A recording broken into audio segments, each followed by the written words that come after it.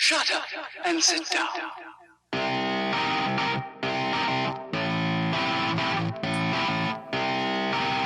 There we go.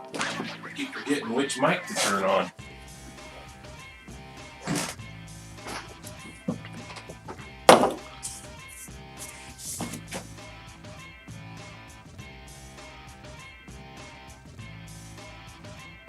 So, I'm just checking out my stream and make sure everything's going. We're looking good. Alright. So welcome back to another edition of RamDragon's Art Studio Inktober. Today is Inktober 29th.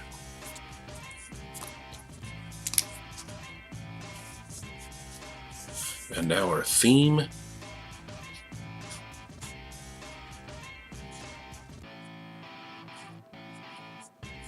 is injured. Injured. Injured.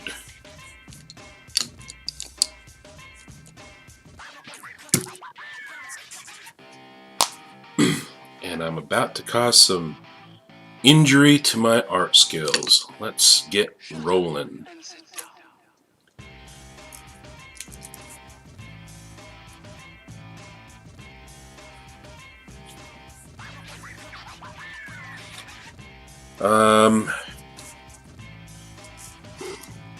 Wow, I'm actually having some difficulty thinking of a injury, an injure to draw. What about, Let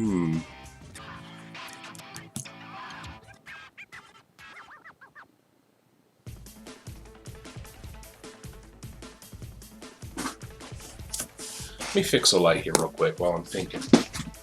Just going to come around here and try to diffuse a light a little bit.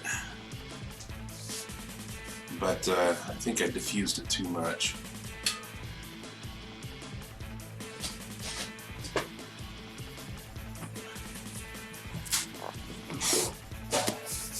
That's better. Thought that was going to wash out the image a little too much, but these shadows under my hand were getting real dark, real black.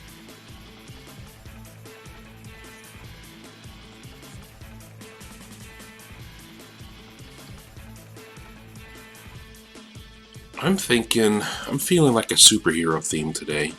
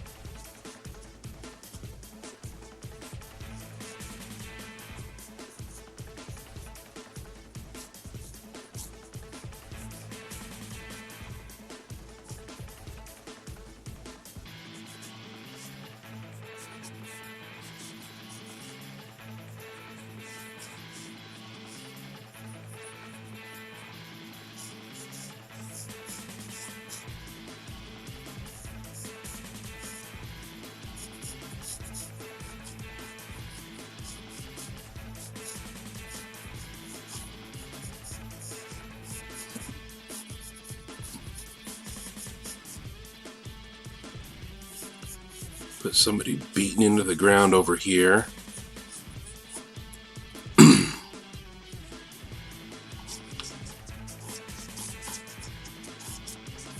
Barely hanging on.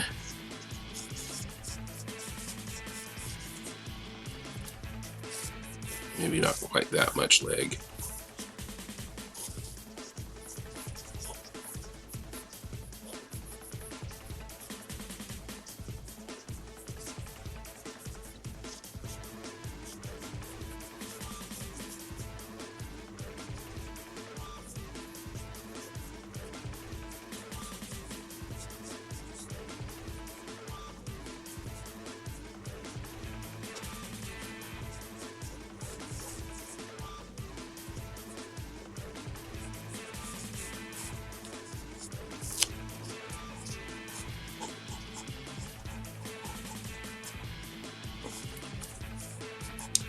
Trying to get some air moving around my studio right now. It's a little bit stuffy.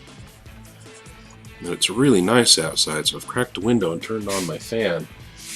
And I'm getting just a little bit of a weird shadow floating around here. I'm worried I'm going to have to turn that off.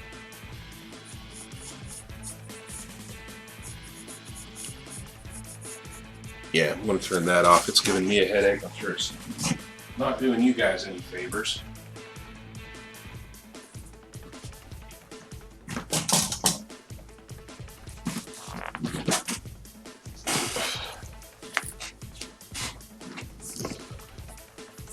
All right.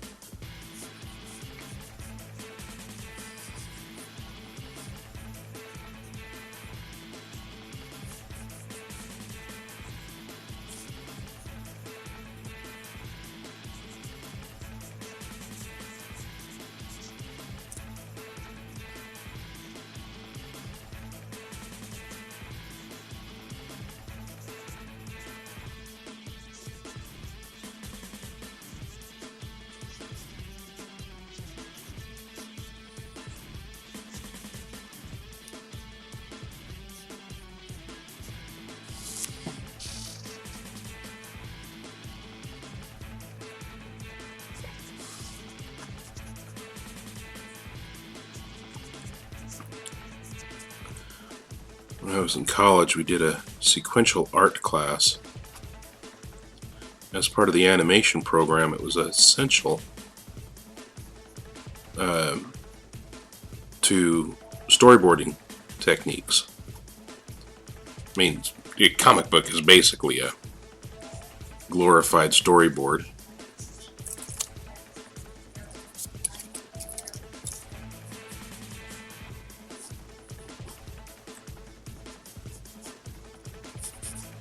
And once you finish a comic book, 26 pages of a comic book, you should basically have keyframes to a drawing, to an animation. And taking those to animation shouldn't be that big of a step. And that's the whole purpose of a storyboard in the first place. You draw out your camera angles and shots and everything. You figure out a lot of those shots before you ever begin filming.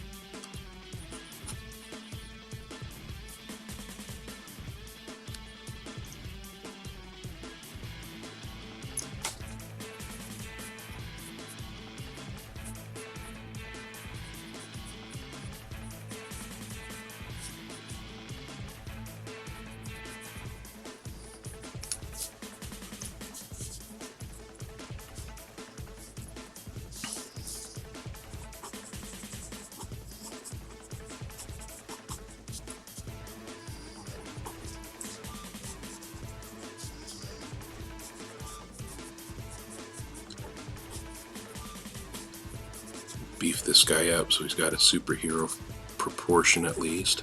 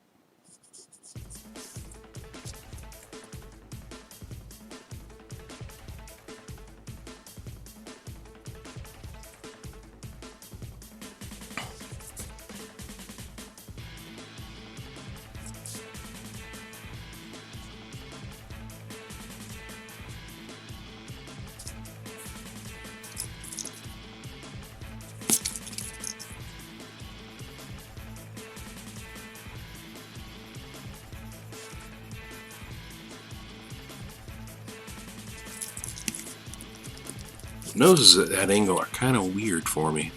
Let's try doing a quick little layout.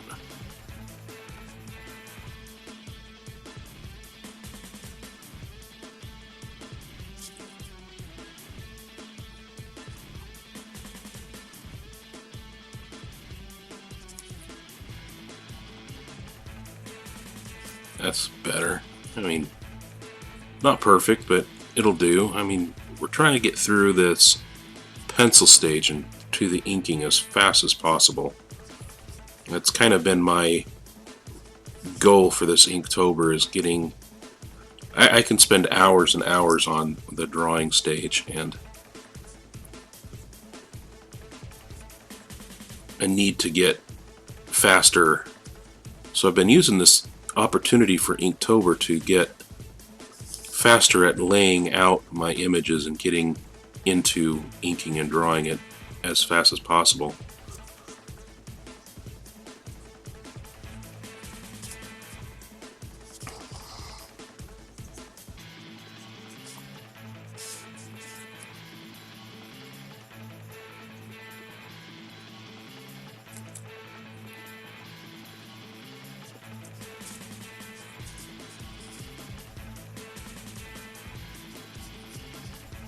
Bring my skills up to a better level.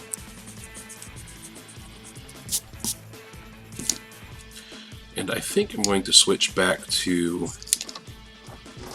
my 4H. It's harder for you guys to see my marks that I make with the 4H on camera, but I'm starting to scrub in too hard with the soft pencil.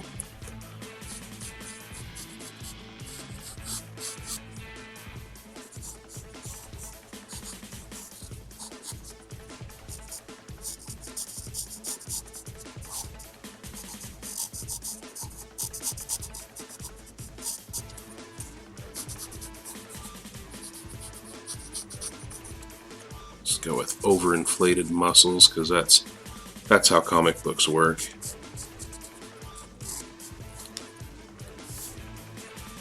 I'm kind of squaring off some of these muscle groups just to make them look a little bit more dynamic.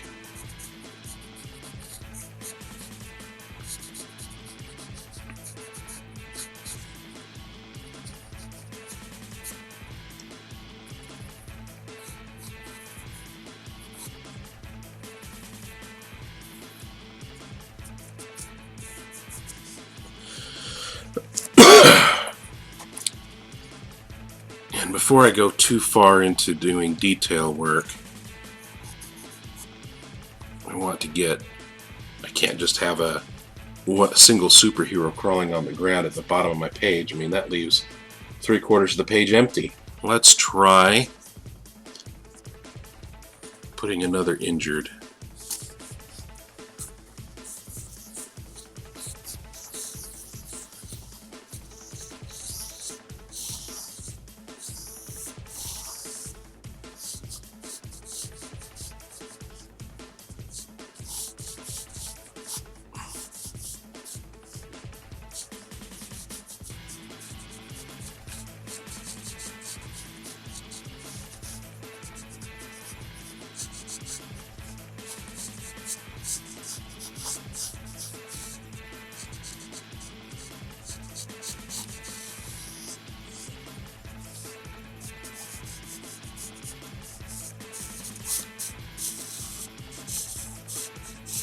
This guy's going to be huge.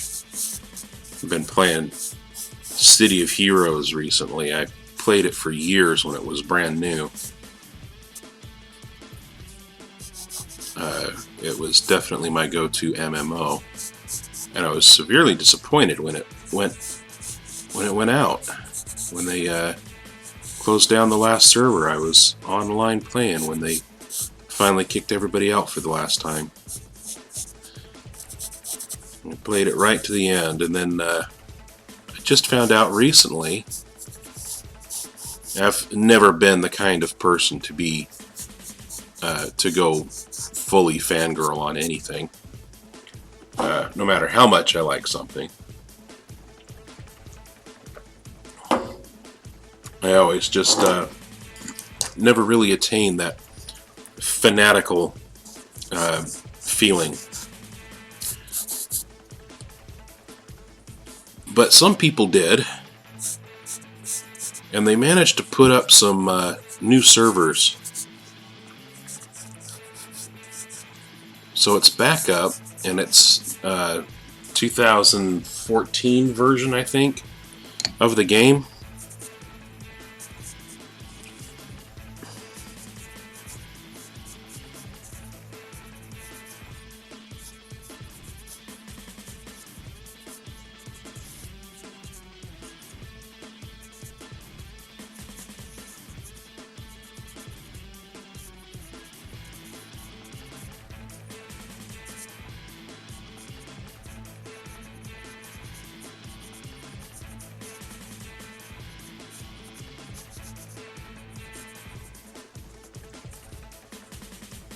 And it's been up for most of this year, but I only just found it a couple weeks ago. I've been playing the heck out of it. I love it. Like I said, I don't go too far into the fangirl region of even of video games that I really enjoy.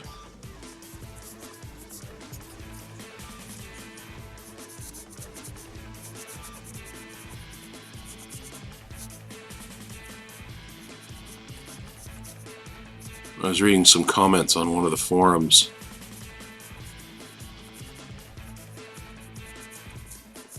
and one of the commenters mentioned how it was talking about the character creation of it. It's got the most in-depth character creator of any MMO. Nothing has come close to it since City of Heroes went under. And they were talking about Champions Online, how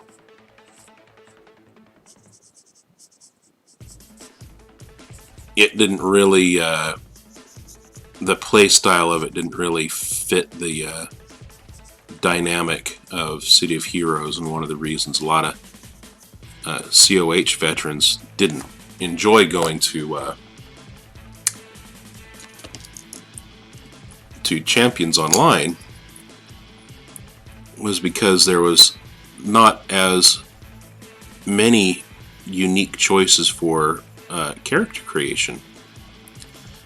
And there's enough unique choices for character creation in City of Heroes that any server can be filled with nothing but unique characters. But at the same time, they do have costume sets, so if you want your whole team to look identical, you can. But then you can go through, and not just the costumes, but like all of the facial features you can adjust. Your body, your build, the amount of muscle you have, how tall you are, how much of your height is from your legs. I mean, just everything is adjustable. It's ridiculous how adjustable it is. In fact, starting a new character can be an arduous process because you can spend easily 2 to 3 hours just tweaking your character right before you ever get into the game.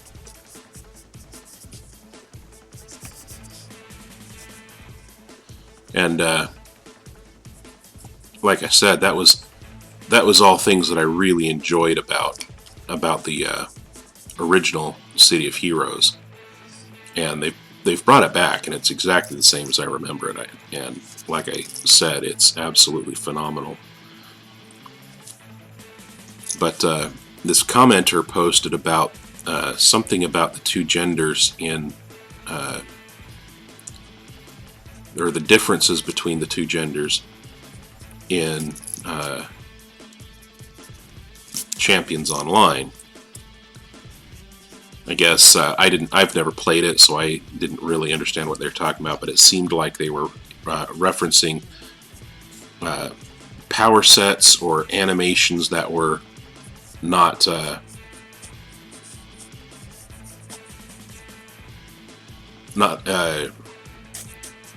I don't know. It was something was different between the two genders. I don't think the genders were nerfed in any way. It didn't seem like they were talking about that, but there was something that one of the posters didn't like, and the response to that was City of Heroes has 3 genders. There's male, you can make a male character, a female character, and a huge character. And it was thinking about that, and it was pretty funny because yes, your gender choices.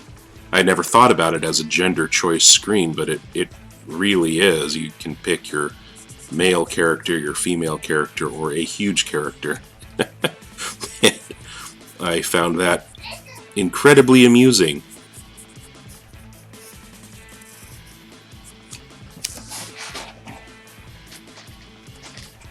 Oh, this is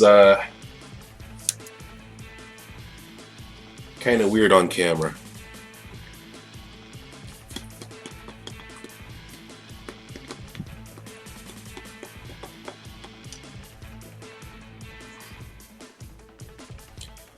I forgot to mute my phone. Here we go. And I'm getting into this muscle detail at the top here. I haven't even fully what's the word? I haven't sketched in this pose yet, so I think I'm getting close to too close to the ground for him. He's going to run out of leg room here.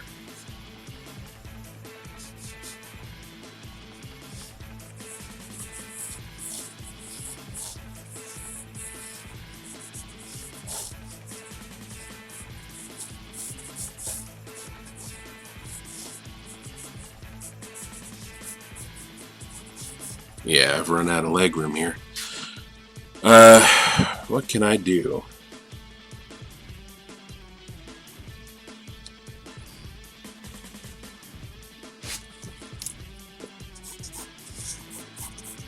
How about if I put him down on a knee too? Because you can't have a fight with only one injured guy.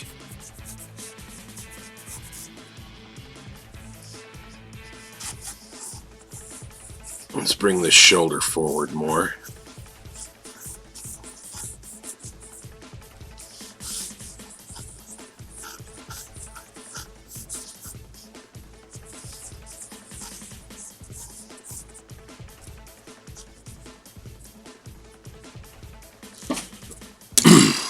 Yeah, see, I got too much into the arm detail here, and now I want to, and some of the chest muscle here.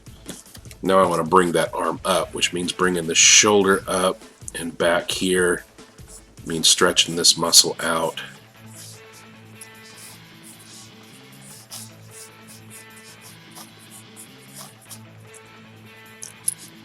And he's going to be pulling back too.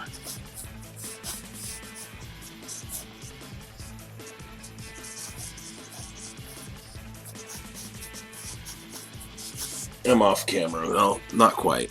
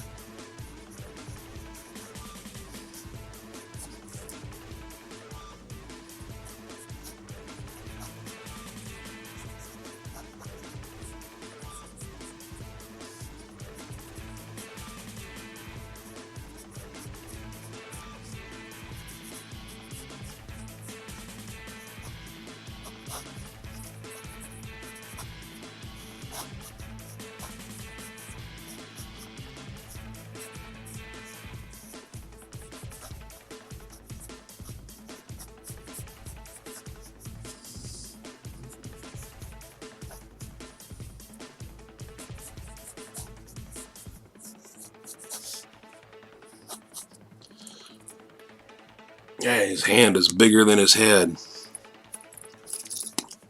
And I think that's an appropriate proportion for such a deformed character.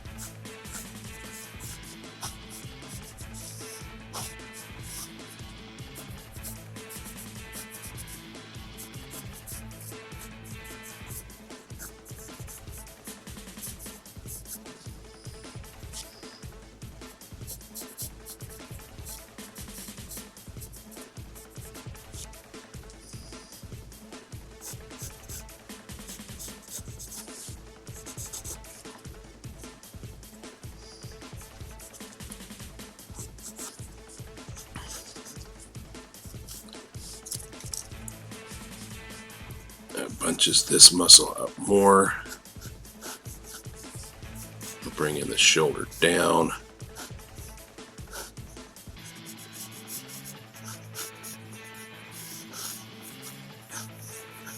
Brings this muscle up front here. And forearms for days.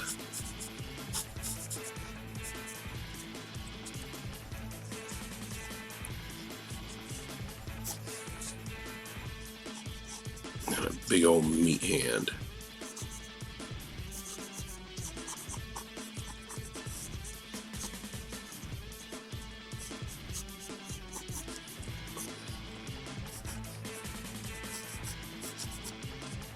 Oh, looks like somebody's about to get a broken spine.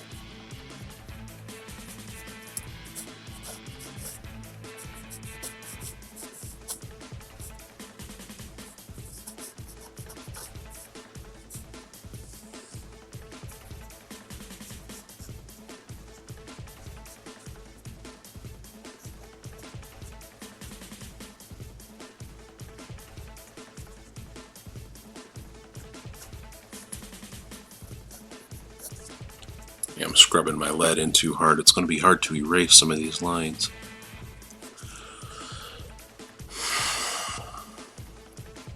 So, that's a pretty good starting point for a couple of superheroes.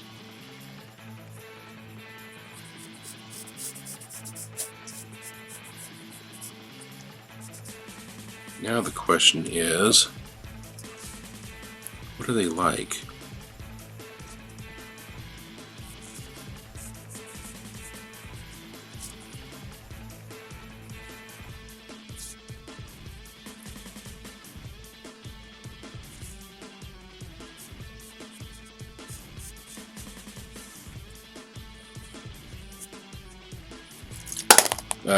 That's wrong. That puts the foreleg,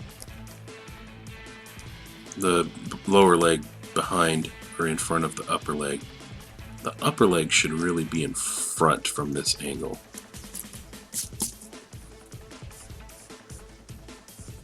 So it's more or less, it's angling towards the camera, but just slightly. It's like this.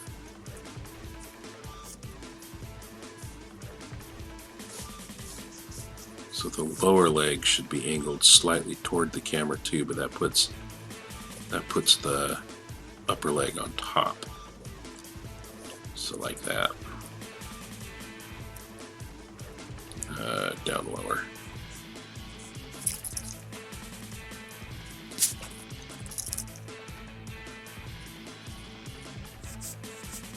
Yeah, something like that. And I'm not using a terrible high amount of anatomy while doing this. I'm not too terribly interested in getting the anatomy perfect.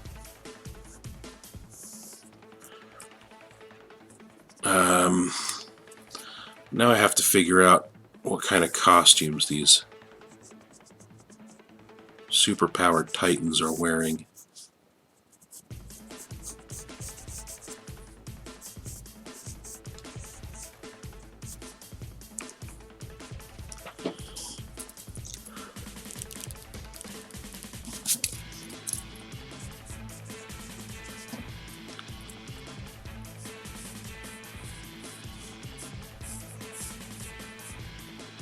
Big guy, let's give the big guy bracers.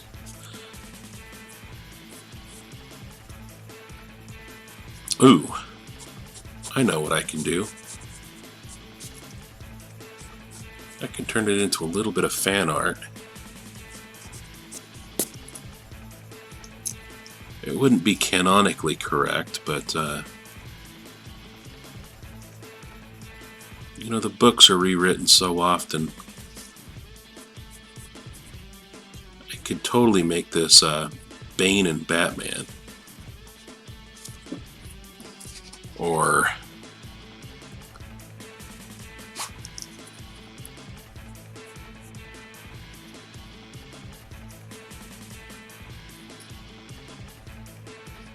Juggernaut and Wolverine, or Superman and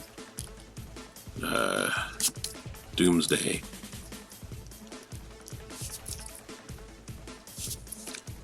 Spider-Man and Kingpin.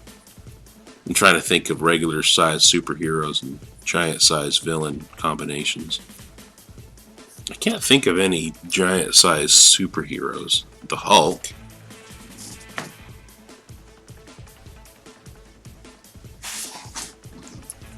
The Hulk would have to be way more ragey in the face.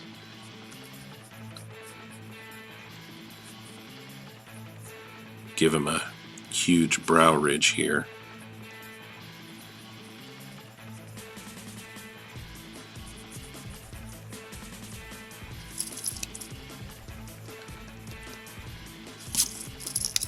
A little more Cro-Magnon.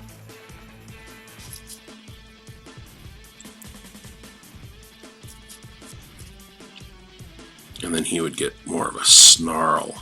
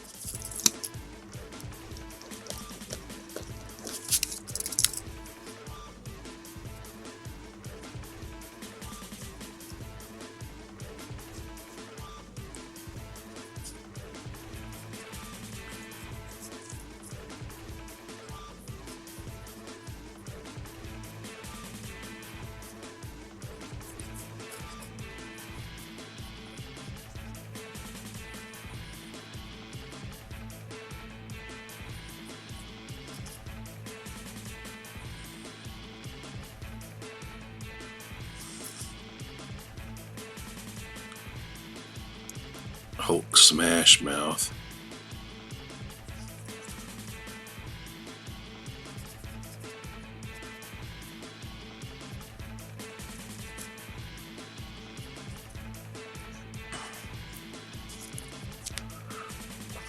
Which brings his jaw down here, but he gets that same super square jaw, so we just have to make the angle of the mouth slightly different.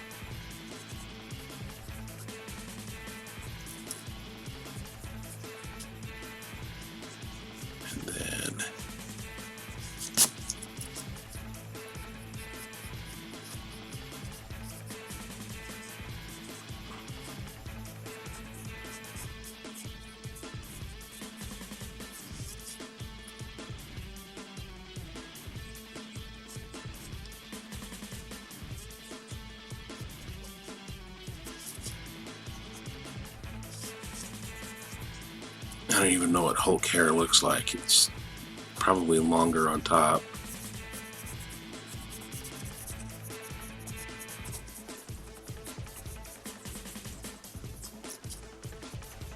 Probably looks a little like Bedhead.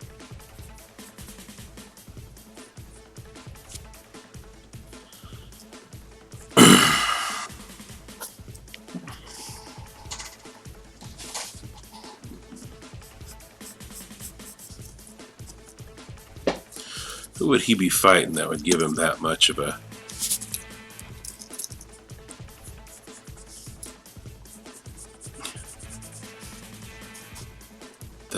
fit?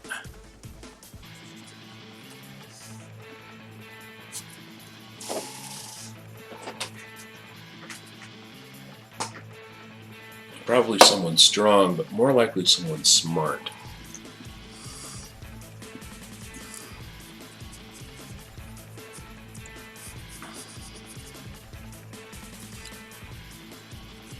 I know exactly who. Let's beef him up a little bit. Well, let's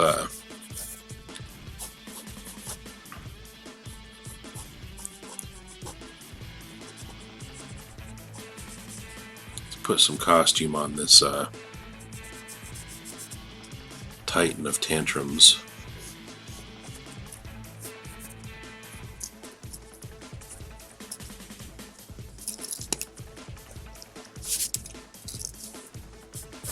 Here.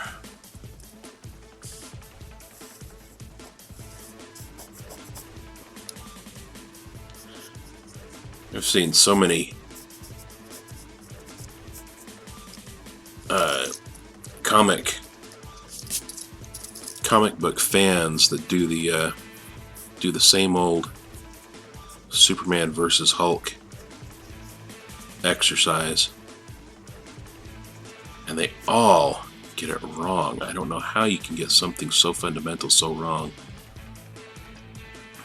but it's one of the reasons why I really honestly despise the character of Superman. And I don't mean Superman's character, I mean as a character, as a storytelling element, Superman is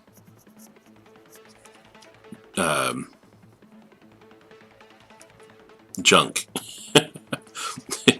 He's the kind of Superman is the kind of story that a fourth grader would tell. And that's kind of the problem. That's the core of my issue with him. He's uninteresting. He's not dynamic.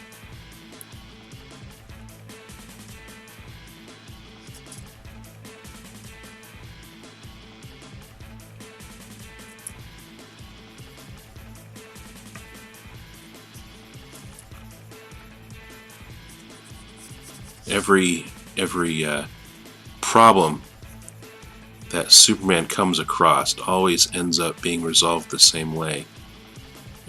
Punch it hard enough, and if that doesn't work, punch it harder. And as far as a character goes that's designed around that element, that aesthetic, that mechanic, Hulk is far superior as a storybook character. And in fact, when you dig deeper into the canon, you get into things like Hulk's strength increases as he gets angrier. And there is no upper limit on the amount of rage he can feel. Therefore, there's no upper limit on how much strength he can attain. Kind of felt like he got nerfed a little bit for the Avengers movie, and I get behind it. I understand it. I get why. The movie would not have been nearly as interesting if the Act 1 fight had ended with Hulk's victory over Thanos. That would have been a very short movie. But on the same note, canonically, Hulk was afraid of very few things, and Thanos was one of them. But also canonically, Hulk was able to eventually go toe-to-toe with Thanos.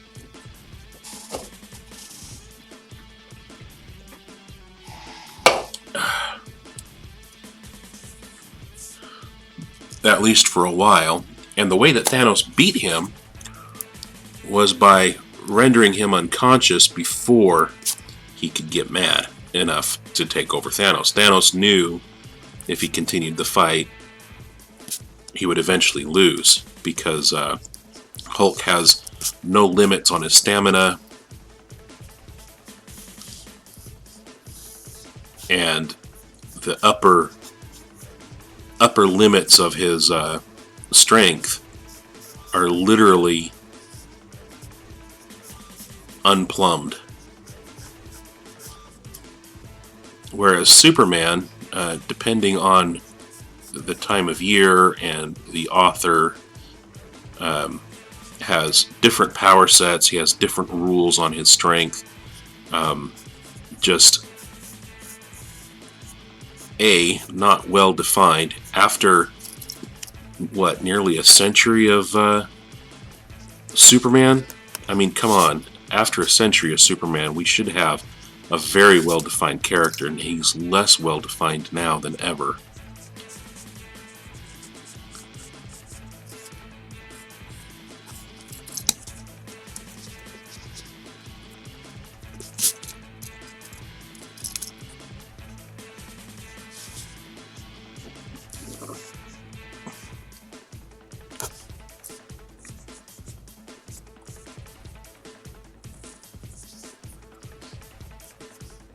So all of these cheesy channels that do the Hulk versus Superman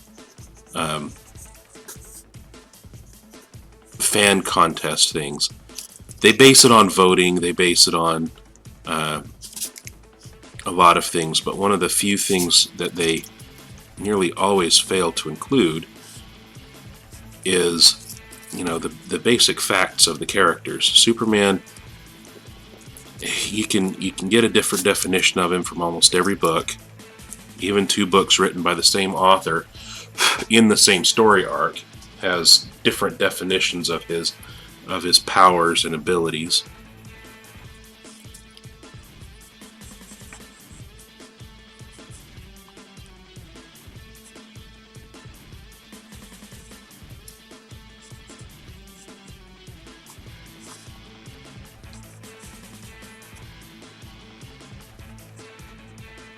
And it's one of the reasons I wish the well,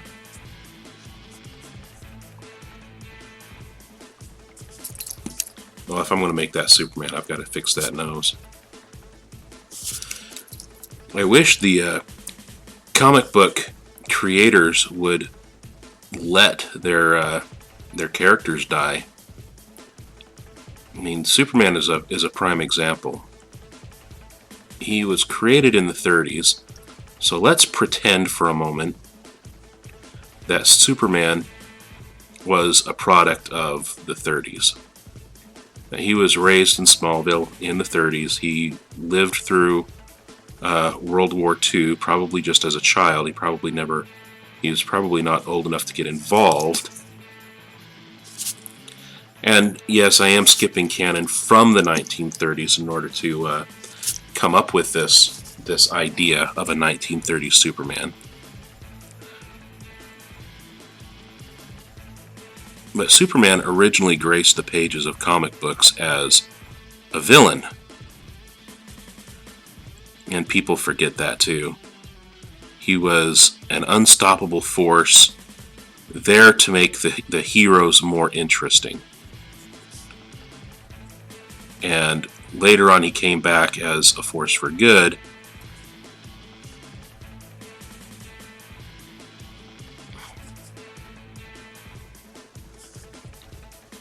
But I've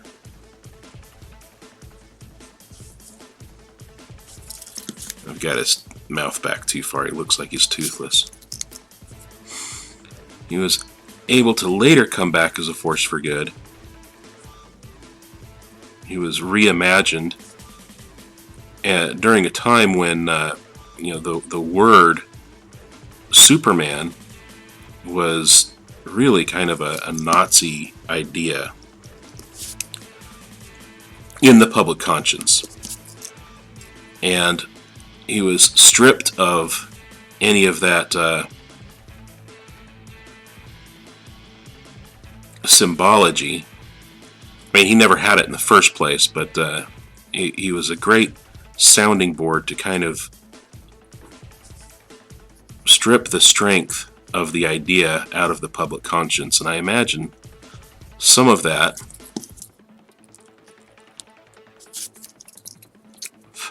helped cement his early popularity. Whether that was the intention or not, I'm sure a lot of that helped to cement his early popularity.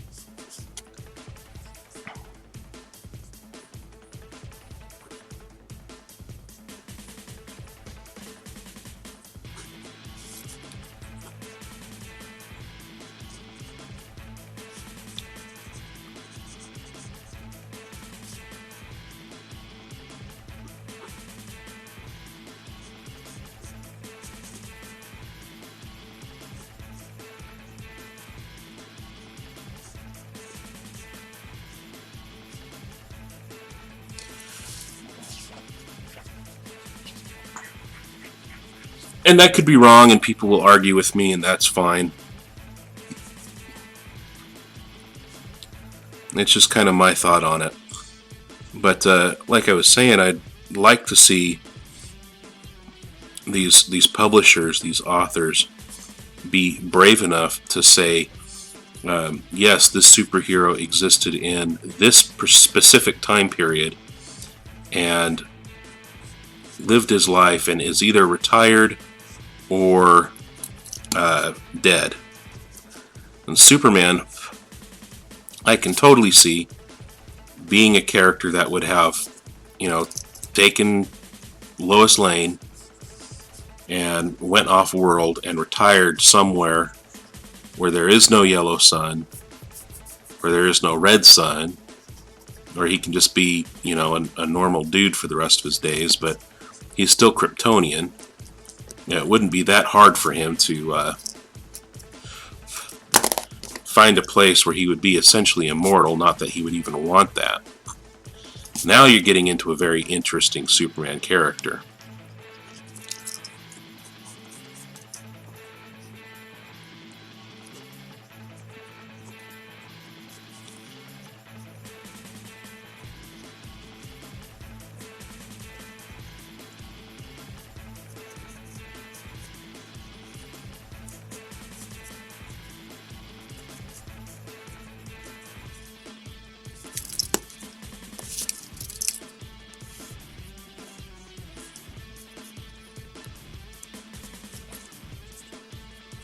By letting him pass from the canon consciousness into canon legend, where you no longer have a guy whose ability is hit it harder. Well, we've got other iterations of the same character who are simultaneously the smartest person on the planet, the fastest person on the planet. There's Superman's, one of the definitions of Superman is he has no limits. He has no limits on anything. At one time, he was able to exert such perfect control over his facial muscles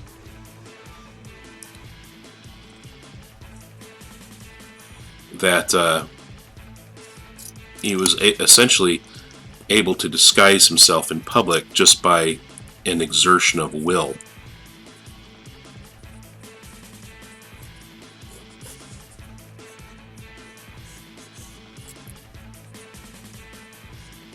And that was how they justified Clark Kent being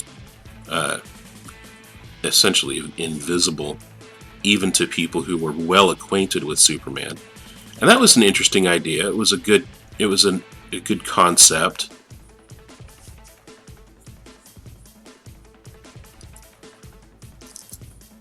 And it never really got any traction. I mean, that would have been a very interesting character as well.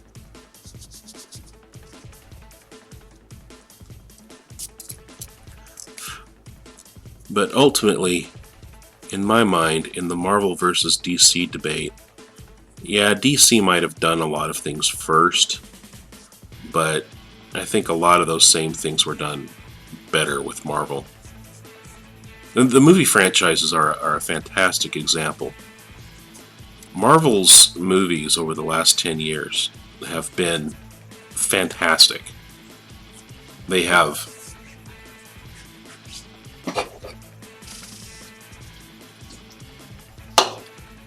explored a depth of continuity that has never been explored before.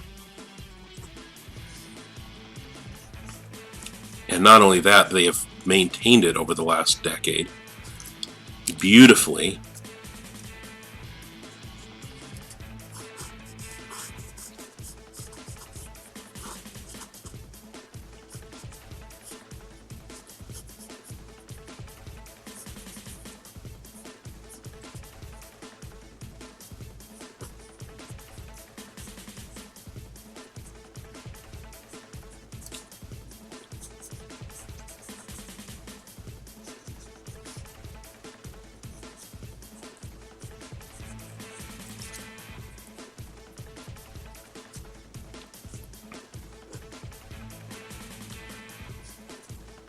Something that DC has yet to be able to accomplish. They rebooted Superman and then immediately replaced Superman, and did a couple of Superman movies that were ambiguously continuations and or reboots of that Superman franchise.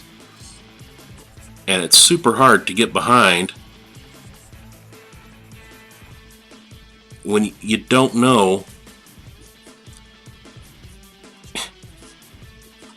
First of all, the studio doesn't know, and second of all, the fans can't wrap their heads around whether or not they should get behind a franchise. You get emotionally invested in it, and then what happens? The studio takes it away, makes a new reboot.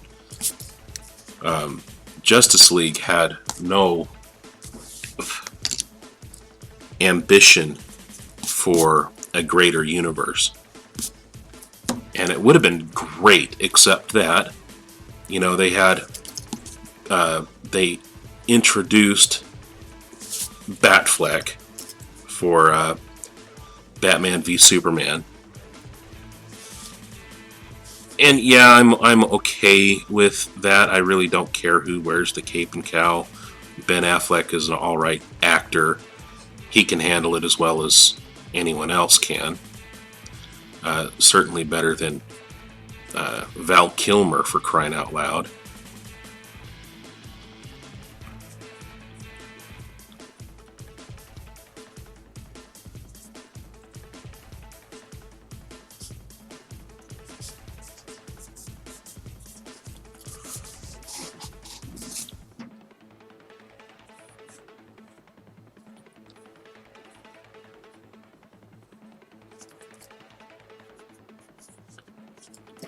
I mean, as long as they didn't cast Nick Cage as Superman, I think they were going to do pretty well. And then they had... this arm is completely in the wrong position. I did something weird with that elbow when I was sketching it in. Then they had...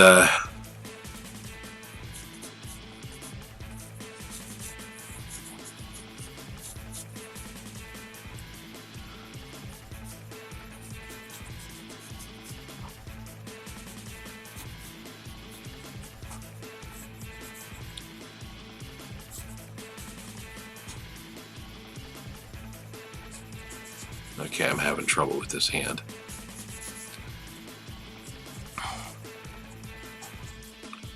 The foreshortening's wrong. That's better.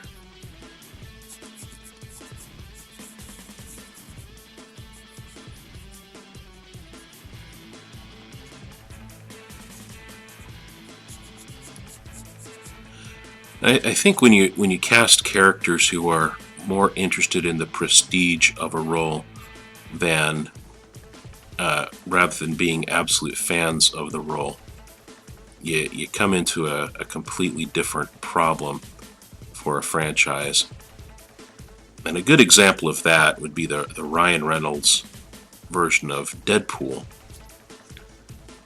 I mean, Ryan Reynolds loves the character of Deadpool, and you can tell with the way that he characterizes his Deadpool that he not only loves Deadpool, he gets Deadpool. He understands the character, and he's invested in continuing to be Deadpool for as long as possible. And he's done a fantastic job at bringing Deadpool to the screen in such a way that you can believe he could jump into any comic book universe, and you would absolutely believe that his version of Deadpool would totally do that. I would believe that Deadpool jumping into a Justice League movie as much as into I half expected him to see. Let me try that sentence again. I half expected to see him in the final fight with Thanos. It would have been a very Marvel thing to do, to include it as an Easter egg, to keep it completely hidden from the fans, and run it as a total surprise right at the end of the movie, a frame of Deadpool coming out, or even a full screen shot of him coming out and quipping at the camera.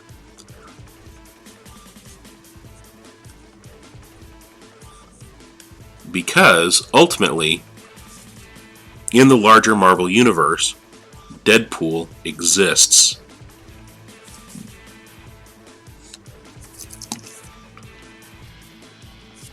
He just hasn't been explicitly addressed in the Marvel Cinematic Universe. And that's where we get into some interesting things with Marvel. And DC has not expressed a willingness, a desire to get directors on board who are actually fans of the characters, with the notable exception of, and forgive me for forgetting her name, but the director of Wonder Woman. There was a great movie from DC that kind of, it's the exception that proves my general thesis there, who was a fan of the franchise. She understood the character of Wonder Woman, the purpose of Wonder Woman existing. She was the original feminist without being effeminate. Without being not effeminate, without being non-feminine. She didn't have to be, in a lot of modern comic books, when you have your ultimate feminist like that, it's almost an unwritten rule that the character has to be masculine in some way, whether it's in their mannerisms or in their dating preferences or anything like that. It's becoming a trope, which I find absolutely annoying. I would rather be surprised rather than see a couple of ideas presented and go, oh, well, here's the pattern. And especially for people like me, who are cognitively different, I think is a polite way to put it, where patterns tend to stand out to the point of being annoying. There we go.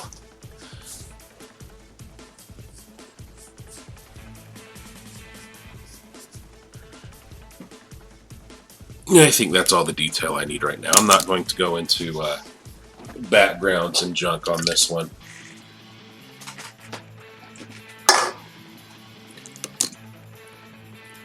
But on the topic of Batman, or I'm sorry, not Batman. What's his name? The Hulk? On the topic of the Hulk versus Superman, I've seen a few of them that have ended with the same idea, which is that Superman would just grab the Hulk and fly him into the upper atmosphere. Now, Superman is a character who he tends to use the minimum amount of strength and then use more strength and more strength as required because he doesn't want to hurt anybody. He views himself as the strongest being on the planet, and for good reason. And he doesn't want to be a bully. Which, okay, I get that, and it's one of the reasons why he's kind of been dubbed the ultimate Boy Scout. Because even his enemies deserve to be saved. And yeah, sure, I like I said, I get that, I see that. It makes sense for a character who is a gentle soul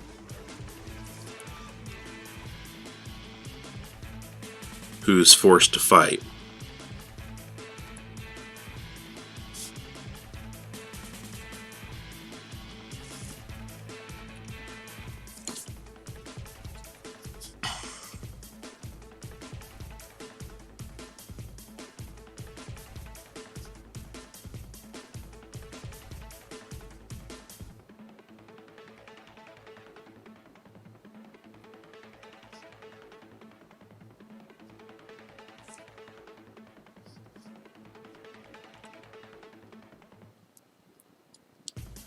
But Superman is never presented that way in the comic book, as a gentle soul who is forced to fight.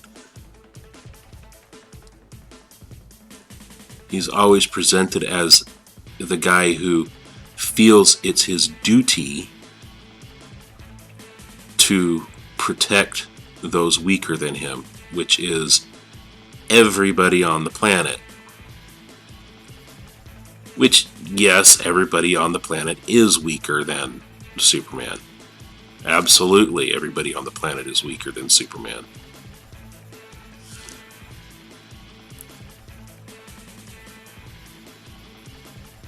But that character is just inherently boring. There's no internal conflict in that character.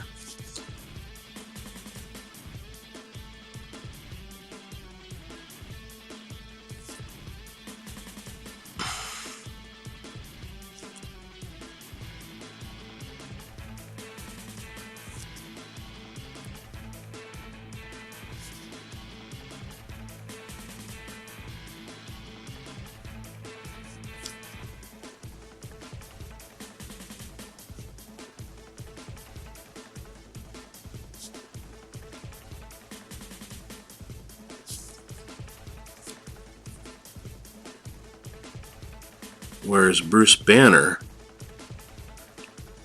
he's a likewise character. He is a gentle soul. He is the strongest being on the planet. He knows he's the strongest being on the planet. But when he uses his power, it's never when he wants to. And I'm ignoring the cinematic universe for this part. He doesn't use his power when he wants to. He uses his power when it is triggered by an outside force. He doesn't really have control over the power. And when he changes into the Hulk, he goes through a severe personality change. And the Hulk can't be reasoned with, can't be controlled, with very few limits. There are some cases where the Hulk is not only controlled, but Betty, for example, has unusual amount of control over being able to reason with the Hulk. And ultimately, the Hulk himself is, at its core, a gentle soul who is just, unfortunately, also a rage beast.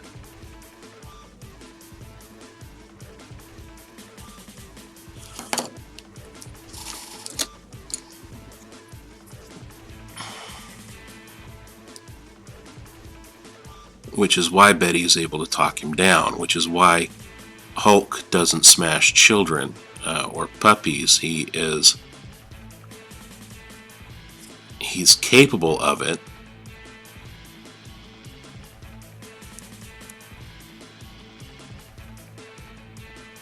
I don't know what I did here. I screwed up this eye pretty badly. He's capable of it, and if he loses too much control, it has happened.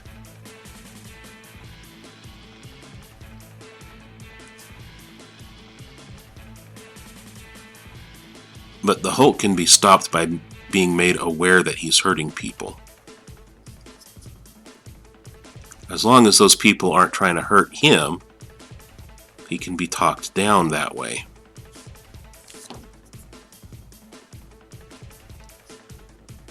Hulk has also been known to emerge while witnessing injury happening to other people. Somebody bullying others can trigger the Hulk Rage Beast.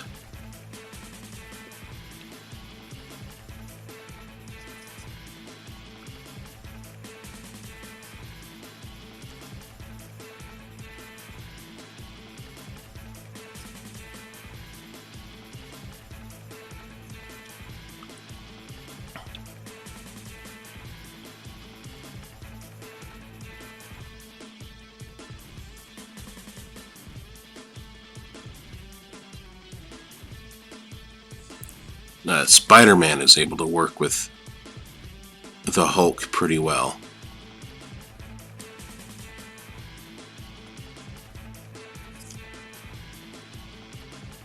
Because they understand each other, they get each other.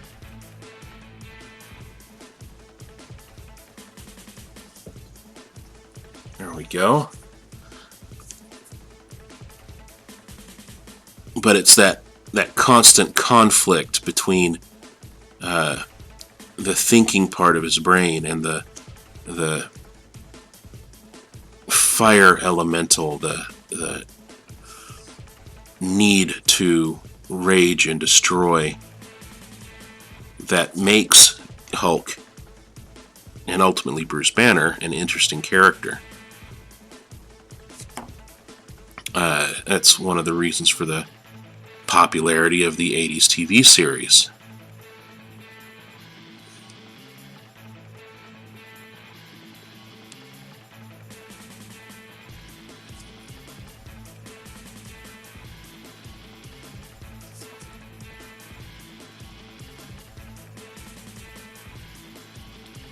That kind of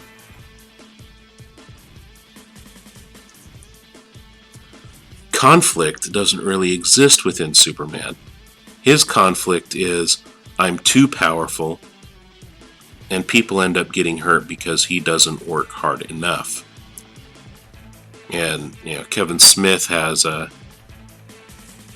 one of his characters go on a rage, I think in Mallrats. It could have been another one. It's been a long time since I've seen it, so I just don't remember. Where he talks about how Clark Kent is Superman's view of humanity.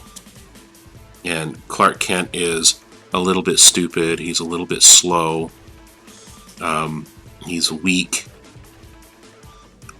he's prone to paranoia and fright. And his thesis is that Clark Kent exists that way because that's how Superman sees humans. And I can see how that conclusion can be reached. I don't agree with it, because that's not how Superman has ever been presented.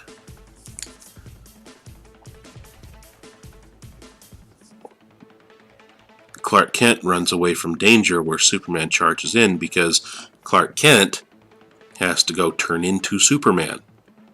And that's kind of one of those duh arguments that kind of derails the rest of Kevin Smith's thesis. And Kevin Smith is one of those guys, he's been trying to write a Superman movie for decades. He's been trying to get on board to write a Superman movie for decades. I don't feel he gets the character. He doesn't understand it. It would be a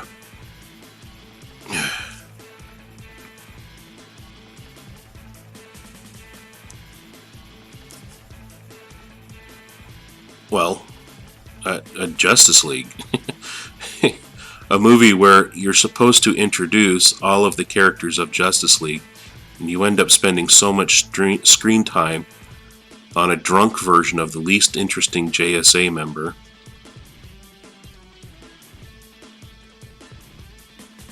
That you don't really get time to include. Cyborg was really done dirty in Justice League. There's a character that is very interesting. He should have been introduced in his own movie before Justice League.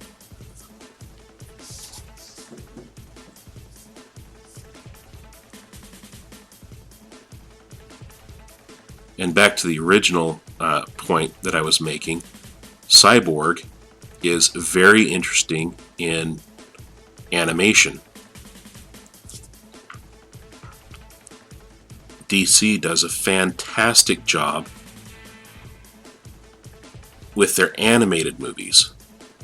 The only time I have ever seen a Green Lantern story that was interesting enough to watch was an animated version of it. Green Lantern in live action was uninteresting. Not only did they have the wrong actor for the role, they had a producer who didn't understand the technology he was trying to employ, didn't get the source material that well, and insisted on being involved in all processes. I'm sorry, I know how Hollywood works, and this is one of my pet peeves, is producers that don't know to get the heck out of the way. The producer's job is to hire people who know what they're doing to do their jobs. George Lucas, I'm looking at you. You hire a writer who can write. You hire a director who can direct. You hire an editor who can edit. And then you stay out of their way and let them do their jobs.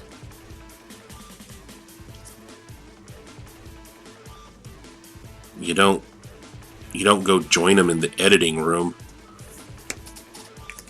at 4:30 in the morning on Friday when the movie's opening up at 6 o'clock on Thursday, and go, oh, well, this guy needs to be moved 14 centimeters in this direction. No, you don't do that.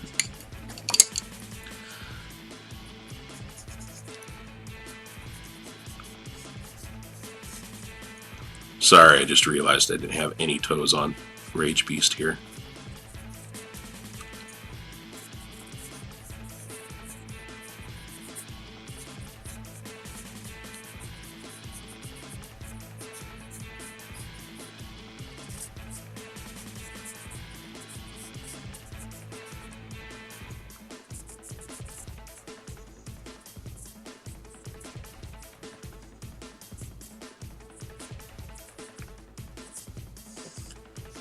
One, two, three, four, five. Just checking. Just checking. I know an artist should know how to do that instinctively, but to be completely honest, an artist who doesn't count fingers and toes often gets it wrong.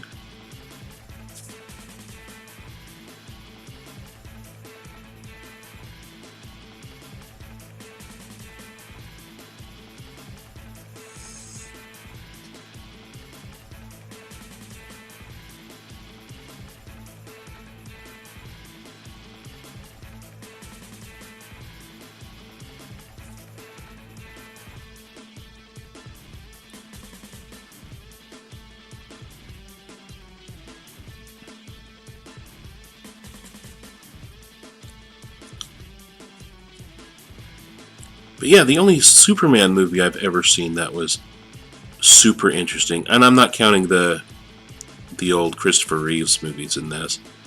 Those are nostalgic for completely different reasons, and very valid ones.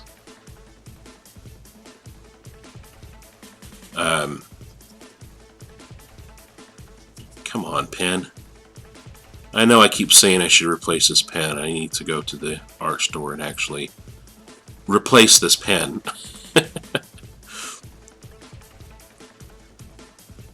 But I've got...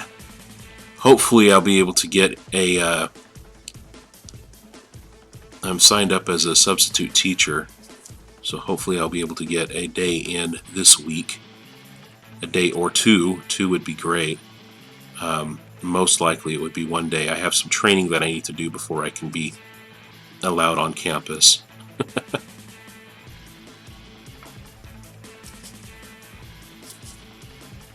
Yeah, this pen just died, didn't it?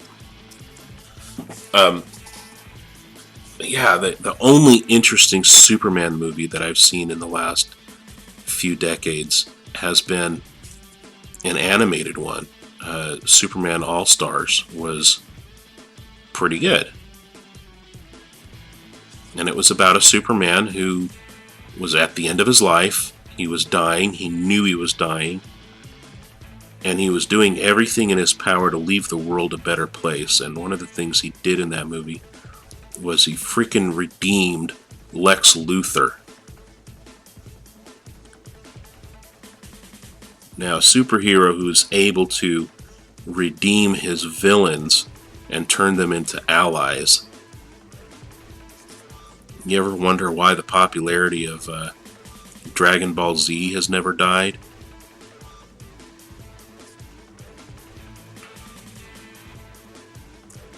It's because the main character, Goku, doesn't destroy his enemies. He recruits them.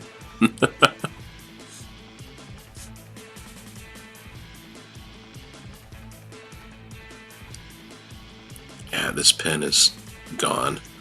That's okay, because I'm at a point... Oh, man, I still have half a Superman to do.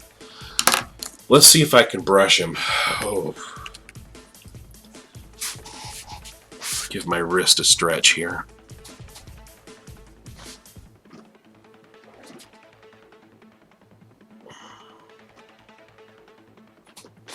Sorry about this. I have to use the edge of the table and the back of the arm on my chair in order to get the right angles to get a proper stretch on that muscle in my wrist.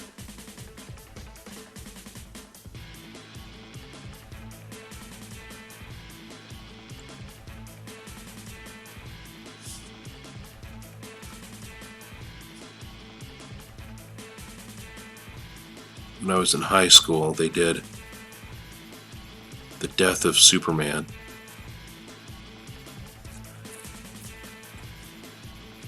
And the big debate was whether Superman would come back or whether he was really dead. And I was going, it's a comic book and it's Superman. They're not going to leave him dead. And I wish they did. I really wish they had, because there are enough other similar characters that have been introduced by DC that can fill the same role as Superman. And from a narration perspective, I think it would have been more interesting to allow those characters more screen time.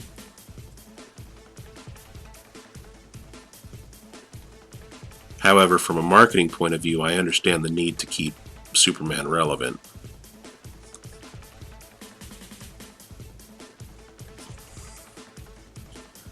Despite all my moaning about the character, I do understand he is the most popular comic book character of all time.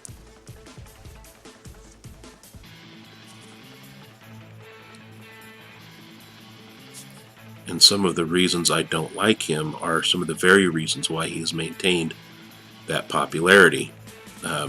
His longevity being chief among those. But All-Stars, Superman ended up poisoned in a fight. It was some kind of a stellar poisoning. He was fighting a stellar monster. And it had given him an overdose of solar radiation that was causing his powers to go wildly out of control, with the ultimate conclusion being that his cells would eventually self-destruct. That he would turn into pure energy, and that would be the end of Superman.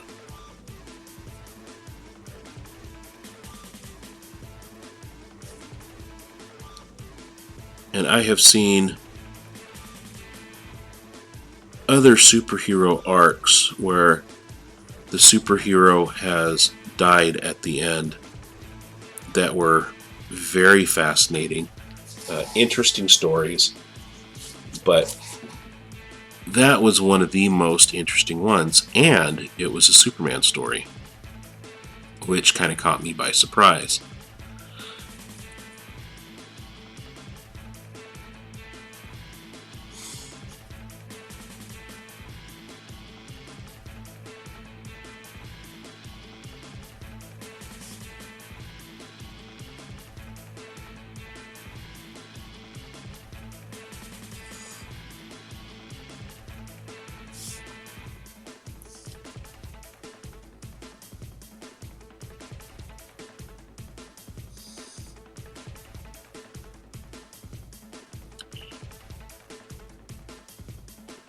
But it's a story they'll never do in the live-action versions, because the actors want to have, many movies. Especially if you land Superman, you expect sequels.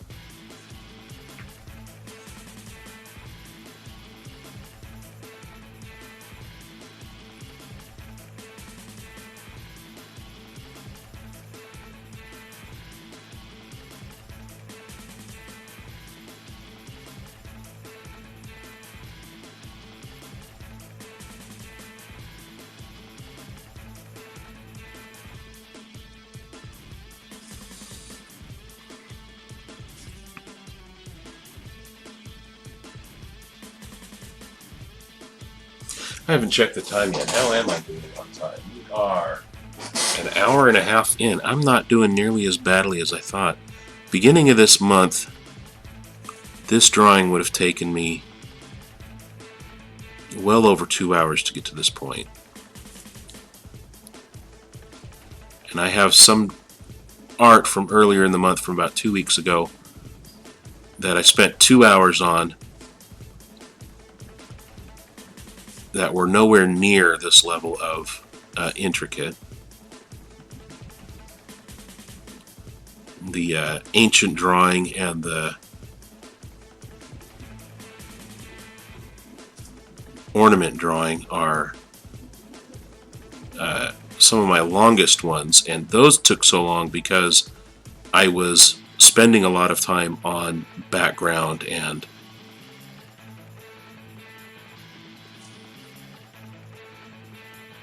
other things that I don't normally put time into when I'm drawing.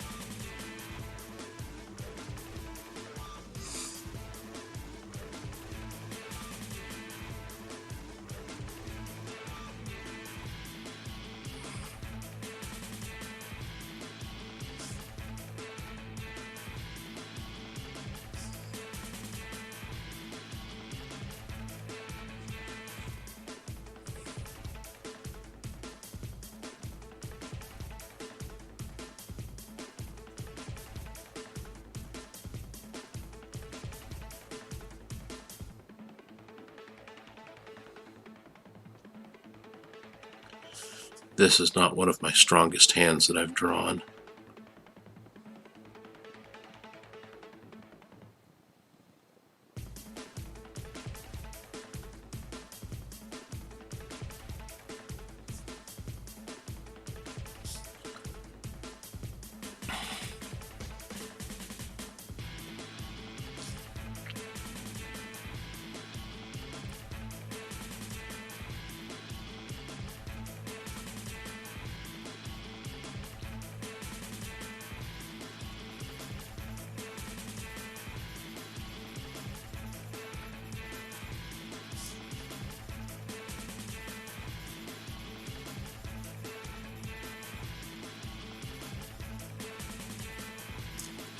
And I'm being sloppy with my brush again.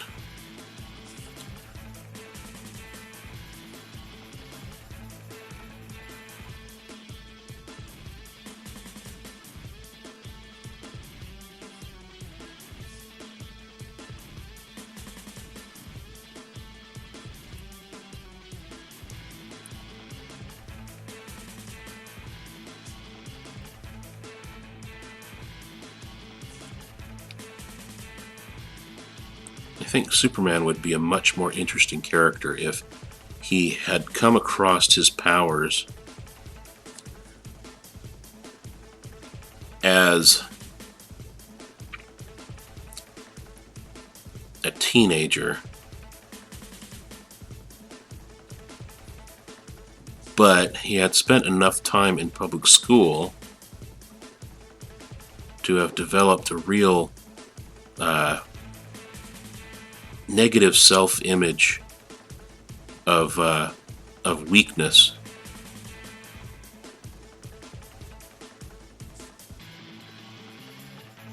Where he always felt he was weaker than others. And when you have a deeply rooted self-image like that, it's really hard to overcome, regardless of the amount of evidence that mounts.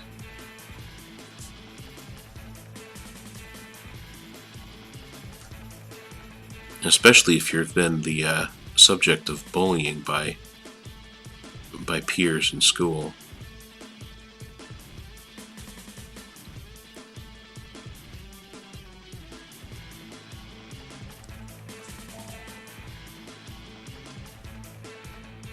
You know, I've seen versions of Superman where they've mentioned that as a child he was frequently sick, and they never understood why, and things like that, and they don't get explored beyond that. Oh, I need to give Hulkman some abs here. I know that's not an ab. Leave me alone.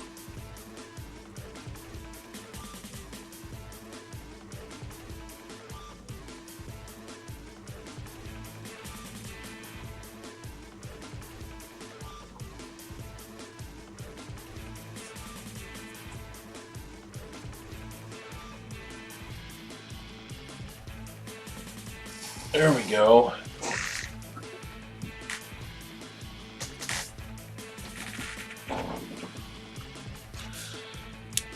Let's clean up some of this line art, then we'll get into some cross-hatching.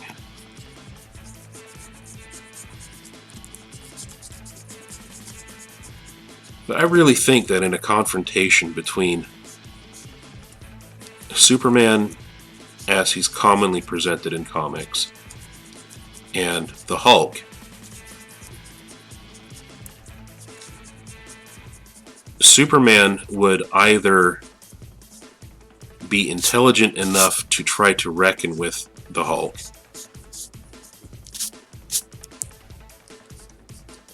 or he would try to go fist to fist with the Hulk, which is the less interesting solution. And if he went fist to fist with the Hulk, he would absolutely lose.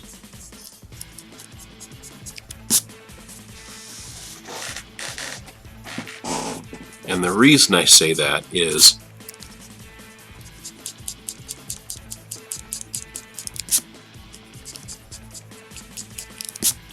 Hulk's strength is based entirely on how mad he is. And that anger can rise from frustration as well as anything else, just as easily as anything else can cause that anger.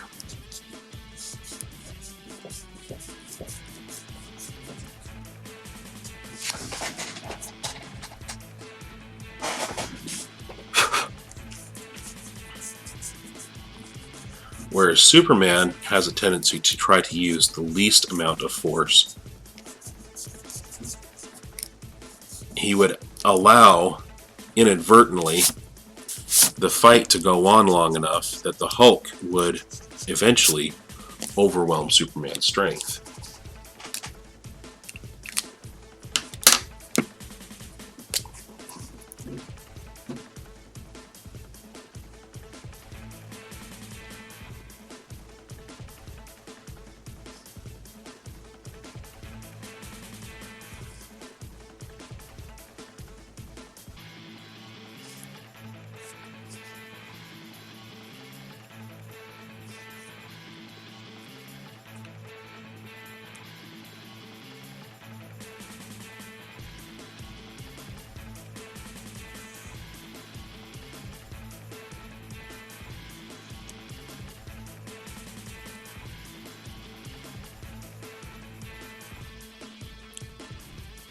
But as I said, that's one of the things I don't like about the writers of Superman frequently, is they try to make him come across as this Boy Scout, this trustworthy and loyal and good and honest to a fault, and then they have him enter every fight with complete and utter overwhelming force.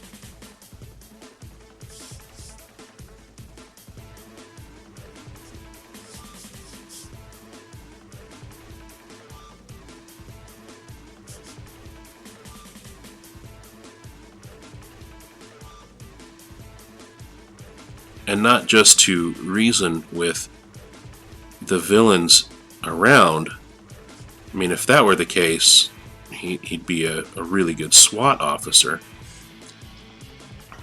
But he goes in and he crushes people's hands, and when they're holding guns, he crushes the hand holding the gun, and he crushes the gun with it. He melts guns with his heat vision, and the kind of damage that causes to the hands of the perpetrator. I mean, everybody he comes across, he puts in the hospital.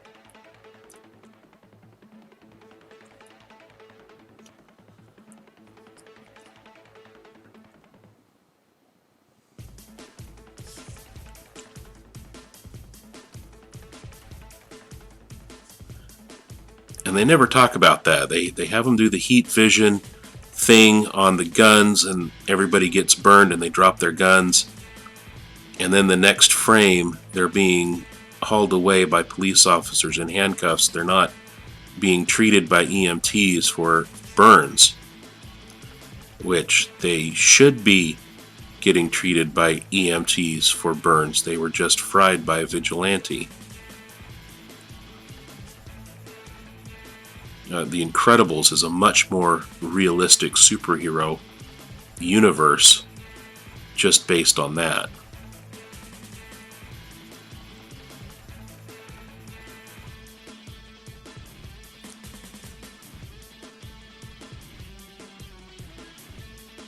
I haven't done enough cross-hatching with this brush pen to get the finesse of it. But that's what these exercises are for.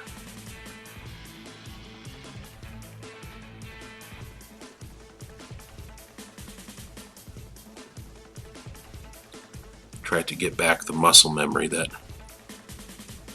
I once had.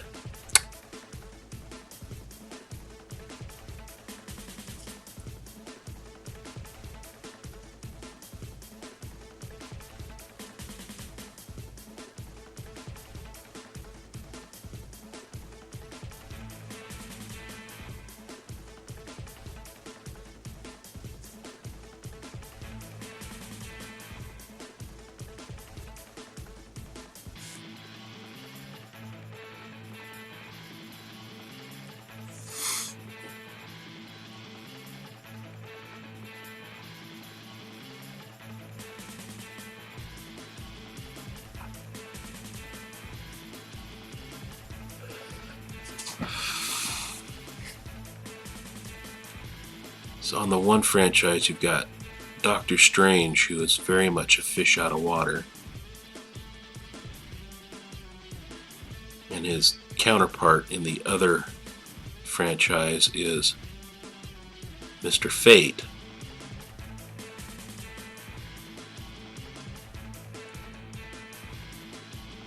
Who is a prisoner in a mask. And while the character causes its own kind of conflict with other characters, the mere existence of Mr. Fate can cause some conflict. It doesn't cause a lot of conflict within his own pages. Not a justifiable amount.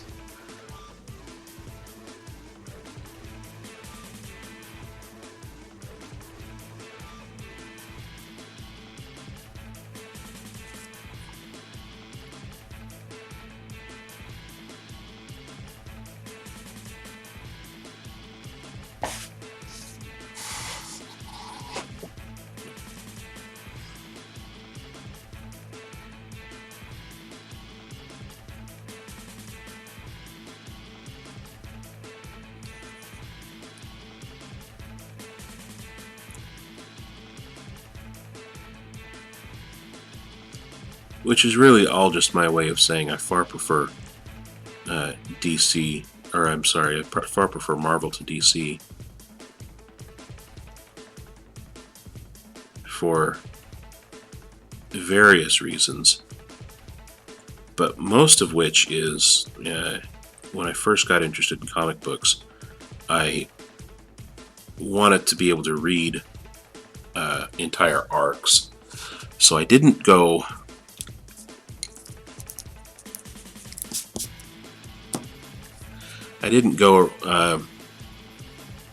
jumping from story to story a lot. So since the first book that was given to me was X-Men, and I was feeling a little invested in the story, that was what I followed, was X-Men. And as a result of following X-Men, I very quickly got into Avengers and some of the one-offs. I could never really get behind Fantastic Four.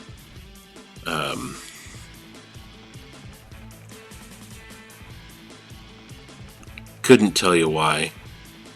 I think it's because Doctor Doom was too uninteresting.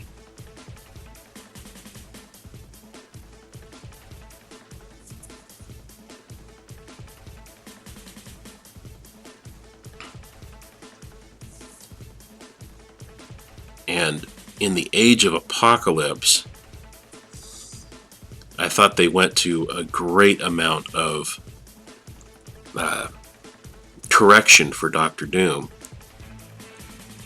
He was a fantastic character in the Age of Apocalypse in ways that his main storyline character could never be.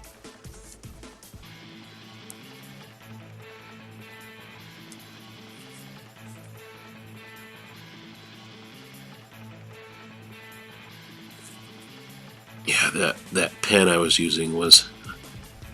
You can't really see it on camera, but as I'm going over some of these, I'm seeing faint lines, but there's 3 or 4 parallel lines where the fibers of the pen tip are separating, which is why the ink isn't getting down to the page as well. And when the ink does get down to the page, it looks very light because the tip of the brush spreads out much thinner lines over a larger area.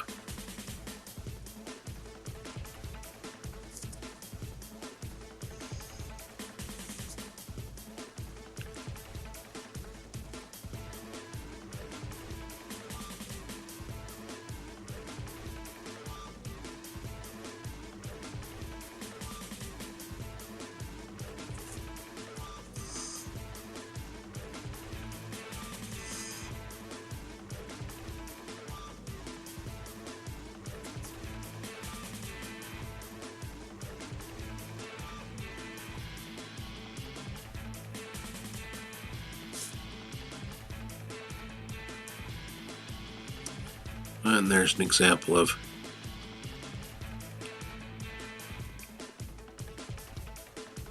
trying to rely on muscle memory that I don't have.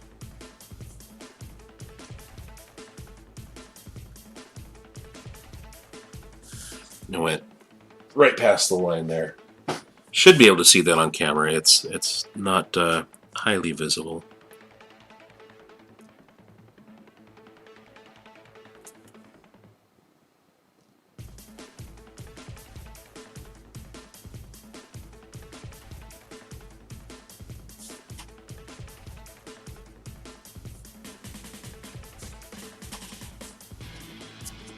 But there were a lot of characters I thought were more interesting in the Age of Apocalypse than the mainstream story.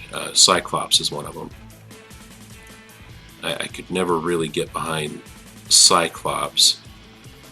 And then when they did the movies, they turned Cyclops into a...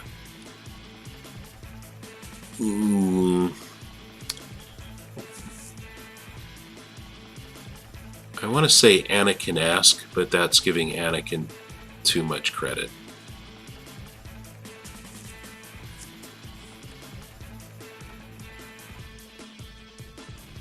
He was a whiny, mopey, possessive, not a good dude.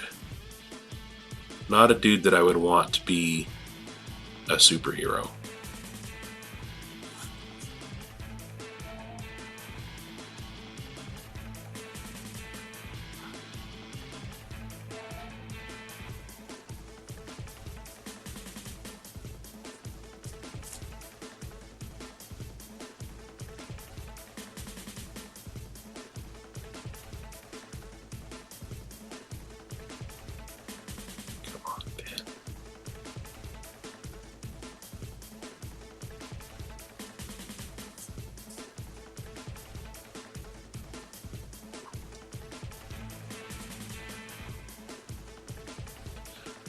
Whereas Wolverine, he wasn't a good guy either, but he's never really been a superhero. He's been more of a anti-hero.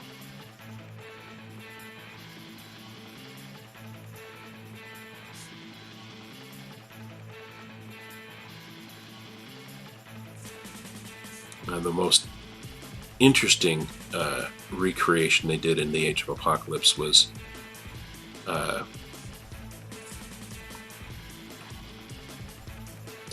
sorry, blanked on a name. Nightcrawler and Mystique.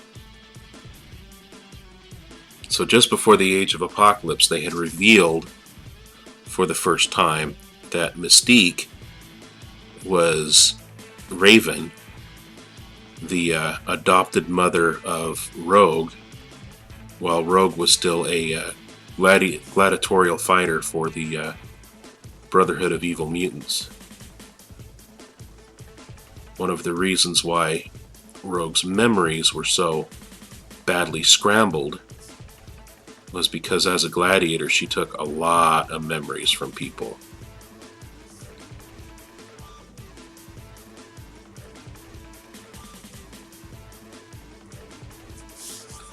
But they had also just revealed that Raven, aka Mystique, had had a child with Sabretooth. And Sabretooth was to be left unaware of this child. And that child was Nightcrawler.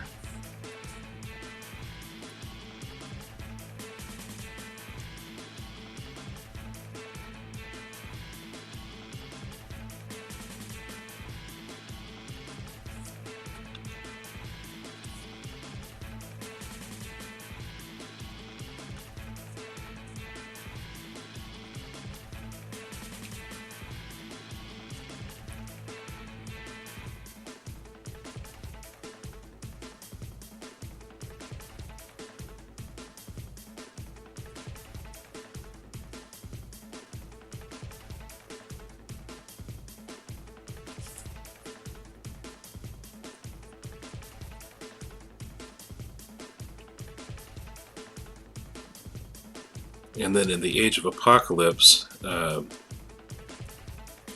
he became a kind of underground railroad operator along with Raven, who was not going by the name Mystique. She was going by Raven at that time, trying to move mutants to Antarctica, where they could live free of Apocalypse's rule.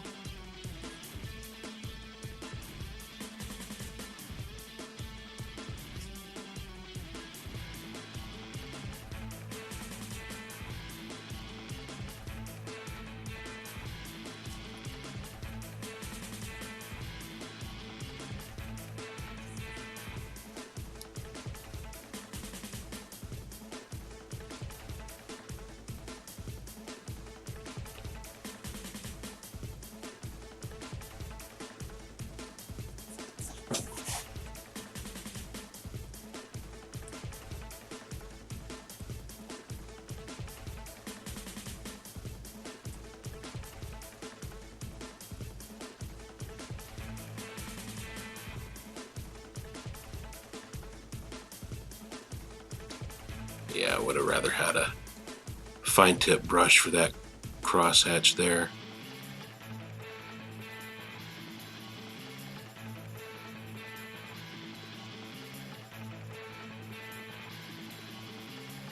I said fine tip brush, I meant fine tip pen.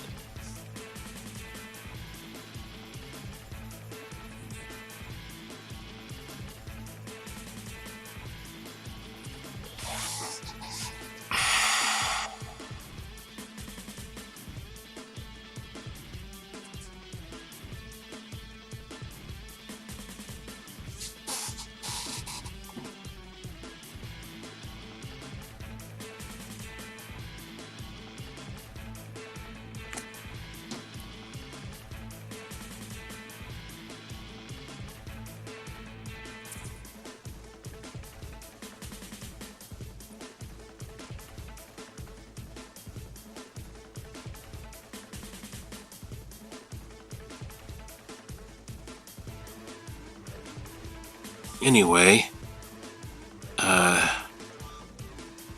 this brush has a much better tip on it than the other one, but it's still kind of an old pen, so I'm finding myself pushing down a little bit harder than I would like just to get the line started.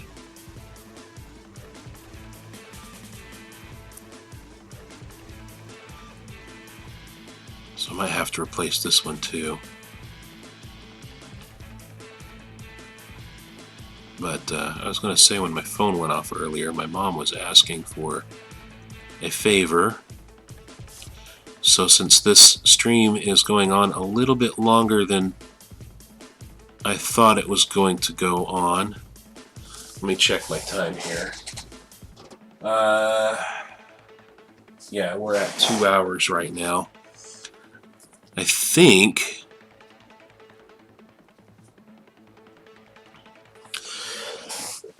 pardon me, I may have to call it and finish it off camera, and then when I post it to YouTube, I'll have a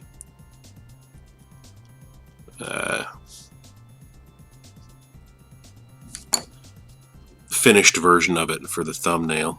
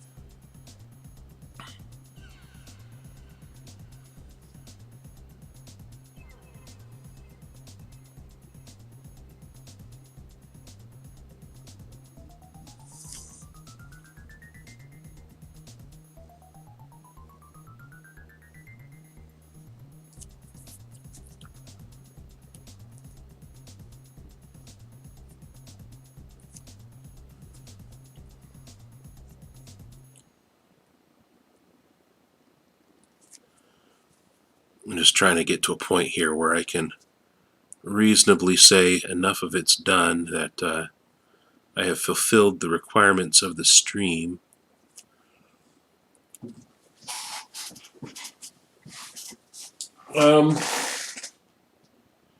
Yeah, I think I'm there. I've got a lot of cross-hatching done. All that's left is, this arm, this part of the chest and arm, and Hulk's face, and then a little bit of cleaning up with the eraser, and I will have that done. So please look for the the YouTube channel, RamDragon's Studio, and to see the completed artwork. And thank you for joining me here on Twitch, and I hope to see you again tomorrow.